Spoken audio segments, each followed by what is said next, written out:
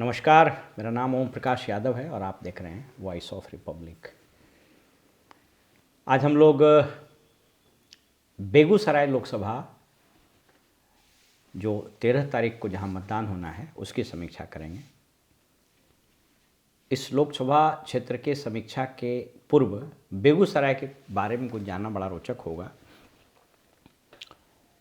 एक समय में बेगूसराय को लेनिनग्राद कहा जाता था, इसलिए कि कम्युनिस्टों का गढ़ हुआ करता था। और आज़ादी के बाद जब डॉक्टर श्री कृष्ण सिंह यहाँ चीफ मिनिस्टर हुए और कई केंद्रीय मंत्री भी वहाँ से हुए, तो वहाँ पर बहुत सारी बड़ी इंडस्ट्रीज़ लगी, जिसमें बरौनी थर्मल से लेकर के बरौनी फर्टिलाइज़र से लेकर छोटी मोटी एंसिलरीज बहुत सारी यूनिट लगी। और कहा जाने लगा कि बिहार का मतलब उसमें बिहार झारखंड एक था, लेकिन अगर नॉर्थ साउथ बिहार और नॉर्थ बिहार हम लोग पहले बोलते थे झारखंड बंटने के पूर्व तो नॉर्थ बिहार का यह सबसे ज़्यादा इंडस्ट्रियलाइज्ड डिस्ट्रिक्ट था। और आप सब लोग जानते हैं कि जहाँ इंडस्ट्रीज होती है वहाँ ट्रेड यूनियन होता है, और जहाँ ट्रेड यूनियन होता है वहाँ कम्युनिस्ट का पकड़ होना शुरू हो जाता है। तो एक से एक दिग्गज हुए कम्युनिस्टों के। एक ज़माने में अपराध के दृष्टिकोण से यहाँ पर कामदेव सिंह का नाम उस इलाके में जाना जाता था, और बेगूसराय उनके नाम से भी जाना जाने लगा। राजनीतिक दृष्टिकोण से यह अत्यंत महत्वपूर्ण लोकसभा क्षेत्र रहा, और अगर आप इतिहास पर नज़र डालें तो 2009 के चुनाव के अलावा कोई भी गैर भूमियार एमपी यहाँ से नहीं बना। यानी लगातार यहाँ भूमियार समाज से ही एमपी बने रहे। इसलिए अगर आप ये कहें कि रोम पोप का मधेपुरा गोप का, तो ठीक उसी प्रकार बेगूसराय उद्योग और भूमियार के लिए जाना जाता है। 1952, 57 और 62 में मथुरा प्रसाद मिश्रा इंडियन नेशनल कांग्रेस से रहे। 67 में योगेंद्र शर्मा जी रहे। 71 और 77 में श्याम नंदन मिश्रा जी रहे। ये केंद्रीय मंत्री भी रहे, विदेश राज्य मंत्री रहे, अगर मुझे ठीक से याद है। कृष्णा शाही इंडियन नेशनल कांग्रेस, बहुत बड़ा नाम, मंत्री भी रही कांग्रेस में, बहुत बड़ी कद्दावर नेता के रूप में इनको लोग याद करते हैं। उस ज़माने में कांग्रेस के अन्य स्तंभों में एक कृष्णा शाही जी भी थी। ललित विजय सिंह ये आईपीएस थे, इन्होंने नौकरी छोड़कर फिर ये चुनाव लड़े और केंद्रीय डिफेंस राज्य मंत्री भी रहे। इनके भाई एक मुंगेर में बहुत बड़े लॉयर हुए, आनंद विजय। तो ये इतिहास रहा। फिर कृष्णा शाही जीती, रमेंद्र कुमार जी यहाँ से एक बार इंडिपेंडेंट जीते, और राजो सिंह भूमियार का एक बहुत बड़ा नाम 98 और 99 में। इनफैक्ट कुछ लोग यह भी कहते हैं कि 9 बार इंडियन नेशनल कांग्रेस वहाँ से एमपी बनाया, 2 बार बीजेपी, जदयू 2 बार और सीपीआई 1 बार। फिर भी आप इसको क्यों कहते हैं गढ़? इसलिए कि जो विधानसभा की सीटें थी उस पर अमूमन कब्जा रहता था कम्युनिस्टों का, और बड़े बड़े आंदोलन हुए, कुछ हत्या भी हुई। एक चंद्रशेखर जी थे जेएनयू में, उनकी हत्या हो गई, उनके नाम से द्वार वगैरह भी बना हुआ है। बीहट एक प्रमुख जगह है जो अन्य बातों के अलावा अभी सब्जी के मंडी के लिए भी जाना जाता है। तो राजो सिंह के बारे में लोग कहते हैं कि जैसे डॉक्टर श्री कृष्ण सिंह कद्दावर नेता थे, उसके बाद भूमियार के एक बड़ा नाम थे राजो सिंह। मूलतः वो शेखपुरा के रहने वाले थे, लेकिन यहाँ से उन्होंने 98 और 99 2 बार इंडियन नेशनल कांग्रेस से प्रतिनिधित्व किया। बाद में पशुपालन घोटाला वगैरह में भी उनका नाम आ गया, और एक राजनीतिक प्रतिद्वंद्विता के कारण चुनाव के दरमियान ही शेखपुरा में उनकी हत्या हो गई।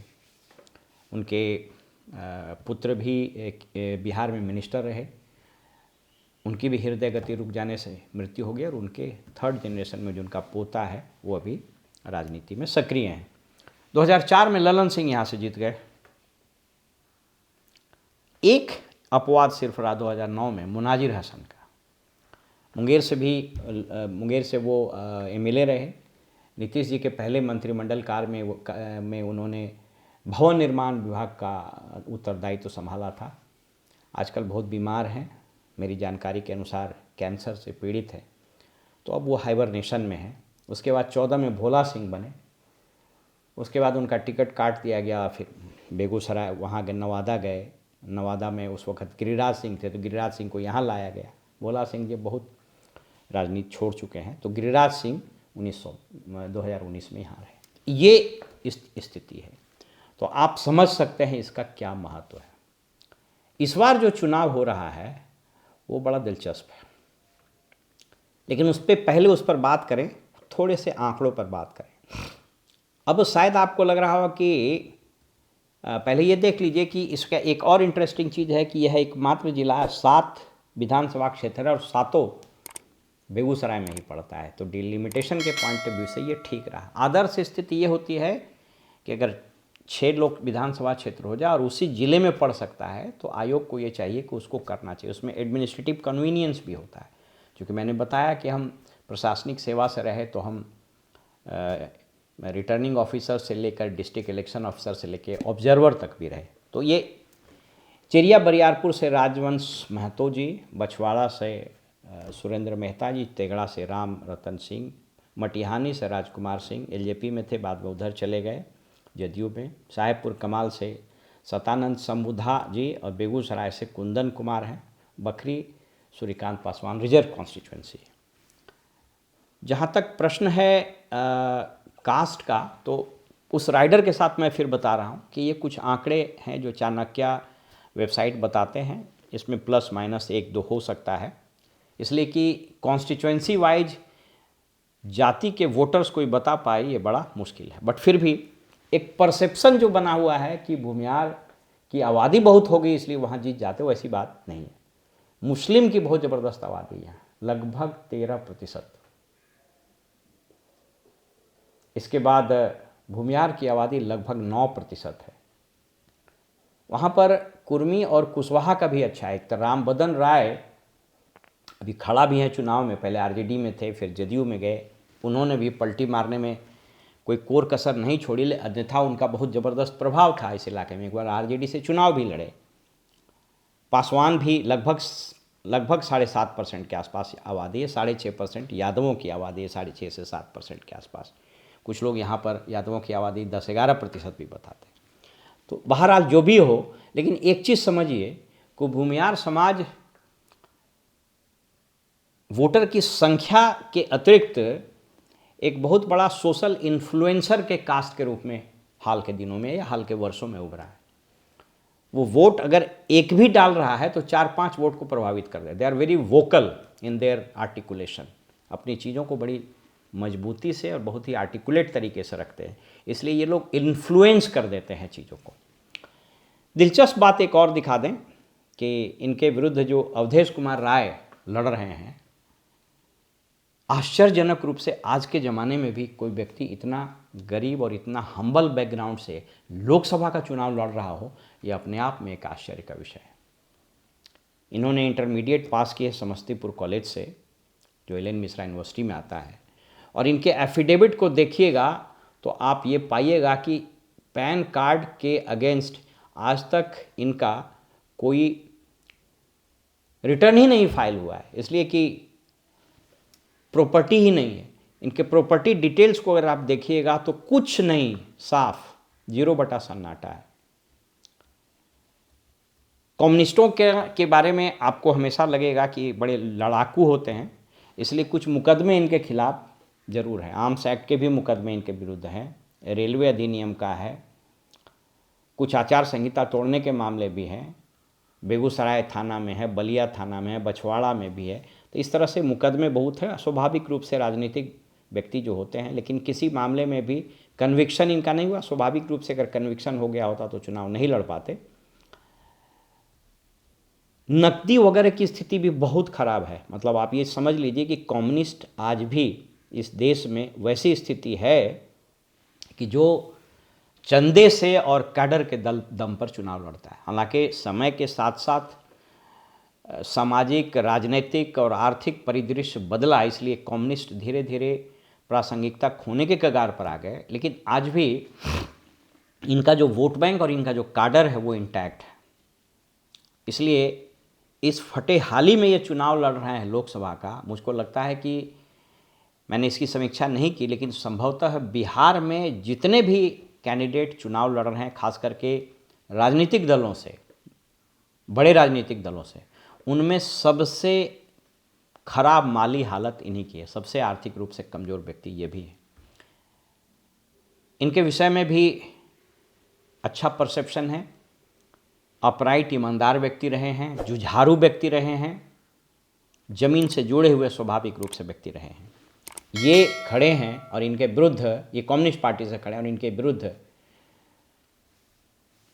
मतलब बीजेपी का हिंदुत्व का एक बड़ा चेहरा बिहार में, जो अपने बयानों के लिए और अपने कंट्रोवर्सीज़ के लिए जाना जाता है, वो है गिरिराज सिंह।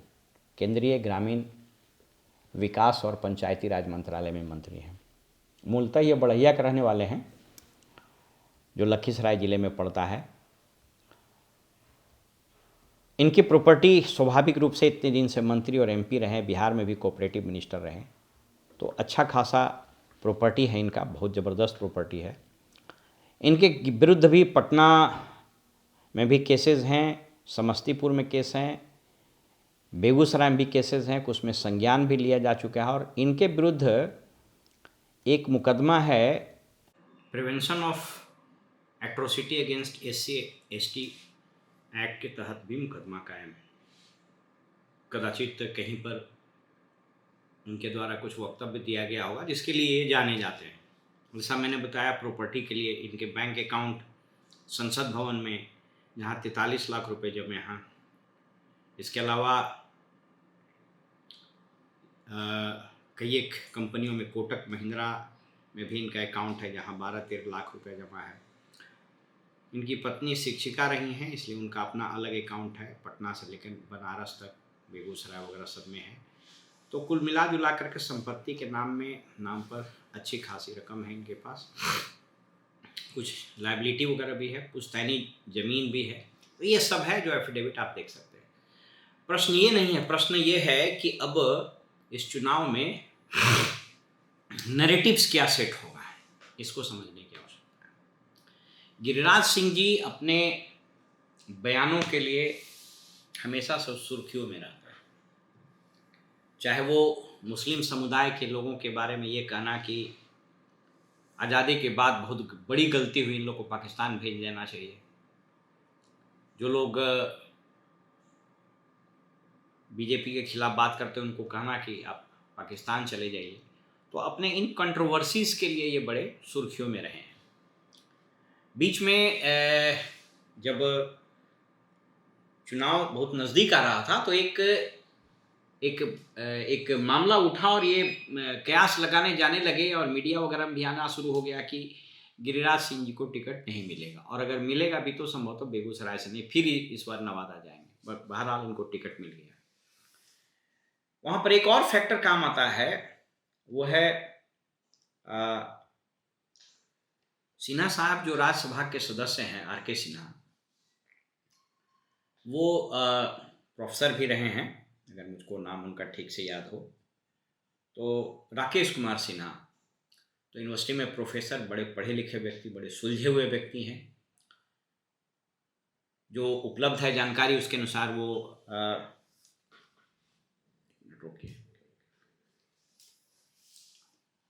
जो जानकारी उपलब्ध है उसके अनुसार RSS बैकग्राउंड के भी हैं। बीच में ये पिचिंग होनी शुरू हो गई कि वो बेगूसराय से उनको टिकट मिलेगा, और ये वाकया हम स्पेशली आपको जरूर संज्ञान में लाना चाहेंगे, जिसके कारण गिरिराज सिंह को शायद नुकसान होगा। एक न्यूज़ आया कि पटना एयरपोर्ट के VIP लॉन्च में ही गिरिराज सिंह और राकेश कुमार सिन्हा जी में कहा सुनी हो गई कि आप बेगूसराय क्यों जाते हैं। तो इन्होंने कहा कि बेगूसराय तो मेरा घर है, हम वहाँ जाते रहते हैं। मैं इसको कंफर्म नहीं कर रहा हूँ, लेकिन जो मीडिया रिपोर्ट्स आई उसके अनुसार मैं बता रहा हूँ। अब ये गॉसिप है या फैक्ट है ये मैं नहीं बता सकता, लेकिन ये मीडिया में खबरें आई कि दोनों में कहा सुनी हुई, लेकिन इन दोनों में मनमुटाव जो है वो जग जाहिर है। चुनाव की घोषणा के बाद गिरिराज सिंह के काफिले का विरोध हुआ और काला झंडा कुछ लोगों ने दिखाया। इनका आरोप था कि वो राकेश जी के कहने पर दिखाया गया और कथित रूप से गिरिराज सिंह के कुछ लोगों ने वो बिल्कुल अभद्र टिप्पणी और उनकी परिवार और माँ बहन जैसा उनका एक इंटरव्यू भी आया था, वो रोते हुए, बिलखते हुए, रुआंसा होते हुए कि लोकल किसी चैनल में राकेश जी ने इंटरव्यू दिया कि मैं माँ बहन की गाली सुनने के लिए तो नहीं आया था और मैं फिर से सोच रहा हूँ कि मैं राजनीति में क्यों आया हूँ। राकेश कुमार सिन्हा जी अपने सुलझे हुए वक्तव्य, अपने विचारों के लिए आरएसएस के विचारक रहे, उसके लिए जाने जाते हैं। इनके कई इंटरव्यूज़ मैंने सुने हैं, बहुत ही सुलझे हुए व्यक्ति हैं। बहरहाल, तो यह जो इंटरव्यू चला और फिर उसके बाद वहाँ पर भूमियार समाज में, चूँकि वो भी भूमियार समाज से आते हैं, तो एक स्प्लिट होता हुआ नज़र आ रहा है। भूमियार का एक वैसा वर्ग जो अपेक्षाकृत बहुत ज़्यादा रैडिकल नहीं है, वो रैडिकल पॉलिटिक्स में वायलेंस या रेडिकलिज्म को भी ले सकते हैं या फिर विचारों के रेडिकलिज्म को ले सकते हैं, जो नहीं है, जो अपेक्षाकृत थोड़ा ज़्यादा सोफिस्टिकेटेड पढ़े लिखे और बुद्धिजीवी वर्ग हैं या इसके अलावा भी कुछ वर्ग हैं, न्यूट्रल हैं, वे लोग राकेश जी के बारे में अच्छे विचार रखते हैं। तो जब कुछ लोगों से बात हुई, स्थानीय नेताओं से भी बात हुई, कुछ लोगों से बात हुई, कुछ अधिकारियों से बात हुई, कुछ जनप्रतिनिधियों से भी बात हुई, संयोग से मुझको उन इलाकों में पंचायती राज विभाग में रहने के कारण कार्य करने का मौका मिला, तो ग्राउंड लेवल पर कई मुखिया और प्रमुख वगैरह या अन्य प्रतिनिधियों से भी ठीक ठाक संपर्क रहे हमारे। तो कहना है कि भूमियार भी एक चंक वोट इनको नहीं देगा, एक कारण यह है। दूसरा कारण है कि बाजार में या ऑन द होल कुछ कॉन्स्टिट्यूएंसीज में इनकी अनुपलब्धता और उन्हीं के अनुसार, चूंकि कुछ वीडियो भी वायरल हुए थे कि इन्होंने कोई काम नहीं किया है जिसके कारण इनको वोट नहीं देंगे, तो एक नाराजगी बड़ा परसेप्टेबल, इसको हम लोग अंग्रेजी में या दिल्ली में ल्यूटियन जोन्स में कुछ पत्रकारों ने इसका नाम दे दिया है एंटी इनकम्बेंसी। बहरहाल अगर वो प्रचलित नाम को आप एक्सेप्ट करना चाहें तो एंटी इनकम्बेंसी का एक फैक्टर इनके खिलाफ है। और तीसरा कि मुस्लिम की जो आबादी है वह तो स्वाभाविक रूप से बीजेपी को वोट नहीं ही देगी, लेकिन अन्य जो जातियां हैं, अन्य पिछड़े या अति पिछड़े वगैरह जो समाज के हैं, वो गिरिराज सिंह के इस इमेज को लेकर के, जो उनका वो इमेज है बहुत ही एग्रेसिव पॉलिटिक्स का और बीजेपी का जो एक बहुत ही रेडिकल चेहरा है, बीजेपी का जो अल्ट्रा राइटिस्ट चेहरा है, उसको लेकर के वो लोग सशंकित हैं। इनकी भाव भंगिमा वगैरह भी उस तरह की रही है और बेगूसराय बढ़िया में कई भाषणों में इस तरह के वक्तव्य दिए गए। मुझको कुछ लोगों ने बताया कि जब लालू जी के अर्स्टवाइल रिज्म में कुछ ऐसे वक्तव्य आए जिसको मैं कैमरे पर आपको नहीं बता सकता हूँ, तो ये सारी बातें वहाँ के गैर भूमियार समाज में, स्पेशली पिछड़े और अति पिछड़े समाज में है। वहीं अवधेश राय जी के पास जो एक दो नेगेटिव चीज़ जाता है वो ये जाता है कि इनके पास संसाधन का घनघोर अभाव है। जैसा मैंने बताया, मैं ये दावा नहीं कर रहा हूँ, लेकिन यदि कोई इसमें रिसर्च करे तो मैं बता सकता हूँ कि 40 कॉन्स्टिट्यूएंसी में जो पार्टियों के अधिकृत कैंडिडेट हैं, आरजेडी, जदयू, बीजेपी या इस तरह के जो कैंडिडेट हैं, उसमें सबसे गरीब अवधेश राय जी। विधानसभा में भी इनका परफॉर्मेंस काफ़ी अच्छा रहा, सुलझे हुए ईमानदार व्यक्ति हैं। तो एक आज के तारीख में ये नेगेटिव पार्ट है कि चूँकि पैसा नहीं है तो इलेक्शन, मैंने कहा कि इलेक्शन एक समय विचारों पर लड़ा जाता था। दूसरा फेज जब 70 के बाद आया वह कैंपेन पर लड़ा जाने लगा। 2014 के बाद चुनाव इवेंट मैनेजमेंट पर लड़ा जाने लगा और इस बार का चुनाव तो बिल्कुल टेक्नोलॉजी और पैसा और नैरेटिव बेस्ड हो गया है। मतलब इतने तरह के न्यूज एयर में रहेंगे, चाहे लिखे हुए या बोले गए या विजुअल्स में, कि आपको समझ में ही नहीं आएगा कि तथ्य क्या है। उस रेस में अवधेश राय जी बहुत पिछड़े हुए। टेक्नोलॉजी का एडॉप्शन वैसे भी कम्युनिस्ट पार्टी थोड़ा रिलक्टेंट रहता है। दूसरा नेगेटिव चीज इनका जाता है कि रामबदन राय जी जो खड़े हुए हैं वहाँ पर, वह कुशवाहा समाज के अच्छे, धानुक समाज से बात है, उन्होंने अपनी एक पार्टी भी बना ली है तो एक समय बड़े उभरते हुए नेता थे, तो कुछ न कुछ वोट वो धानुक समाज का जरूर काटेंगे। जैसी मेरी समझ है, उस इलाकों में काम करते रहे हैं लगातार, राजनीतिक महत्वाकांक्षा के कारण उन्होंने आरजेडी भी छोड़ी, जदयू में भी रहे, तो वो कुछ न कुछ वो नुकसान वो करेंगे। लेकिन लबो-लबाब ये है कि 2019 का चुनाव जिस तरीके से गिरिराज जी जीते, जितनी आसानी से जीते, वह इस बार तो नहीं दोहराया जाएगा। क्योंकि कन्हैया के साथ चुनाव लड़ने का अलग नैरेटिव्स था। कन्हैया के खिलाफ जो बातें उस वक़्त मीडिया और बाकी चीज़ें गई, टुकड़े-टुकड़े गैंग खूब प्रचारित हुआ, और जेएनयू में उनका कथित रूप से दिया हुआ भाषण, जिसको वो हमेशा डिनाई भी करते हैं, लेकिन एक बार कोई चीज़ एयर में चला जाता है नैरेटिव्स, तो फिर उसको रेक्टिफाई करने में चीज़ें बहुत ख़राब हो जाती हैं, बहुत मुश्किल हो जाती है।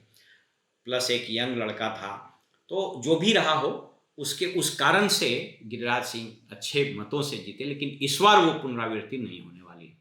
और अवधेश राय जी का अपना व्यक्तित्व, अपनी छवि, कम्युनिस्ट पार्टी का अपना कैडर, और अति पिछड़ा और अल्पसंख्यक समाज का एक बड़ा जो वोट बैंक है वहाँ, वह अवधेश राय जी को मिलता हुआ दिखता है।